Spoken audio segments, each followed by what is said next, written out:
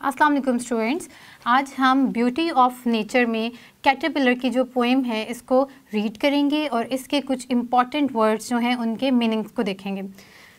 Brown and furry caterpillar in a hurry, take your walk to the shady leaf or stalk or what not, which may be the chosen spot, no thoughts by you, hovering bird of prey pass by you, spin and die.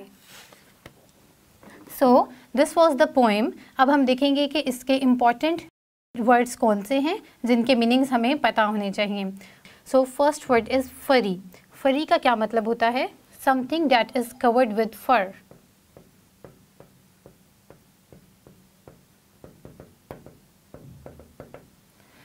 So first word is फरी. फरी का क्या मतलब होता है? ऐसी चीज़ जो कि किसी फर से कवर्ड है, ठीक है, covered with fur. Next word is stalk. Stalk का क्या मतलब होता है? It is the main part of a plant. Main stem जो होती है प्लांट की उसको हम बोलते हैं stalk.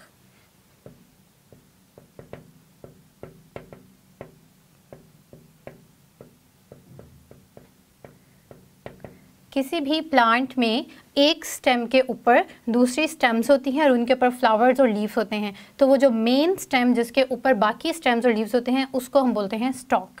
Third word is hover. Hover का मतलब क्या होता है? कोई ऐसी चीज़ जो कि हवा में मौजूद हो, ठीक है, इसको हम बोलते हैं hover.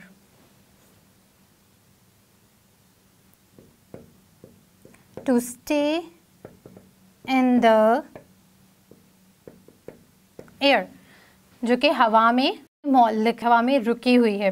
Next word is toad. Toad क्या होता है? Small animal. जैसा कि फ्रॉग जो है उसका जब वो छोटा होता है, उसका बेबी होता है, तो हम उसको टॉड बोलते हैं, TOAD, toad. Next word is spy. Spy कहते हैं किसी का पीछा करना, किसी को साइलेंटली ऑब्जर्व करना. टू ऑब्जर्व साइलेंटली, ठीक है, किसी का पीछा करना, किसी को साइलेंटली ऑब्जर्व करना, उसके बारे में इंफॉर्मेशन लेना. So these were the words. First was furry, stalk, hover, toad and spy. ये सब वर्ड्स कैटरपिलर पोएम से लिए गए हैं. I hope you are clear about all these words. You know the meaning of all these words now. Thank you so much. This is all for today. अल्लाह हाफिज़.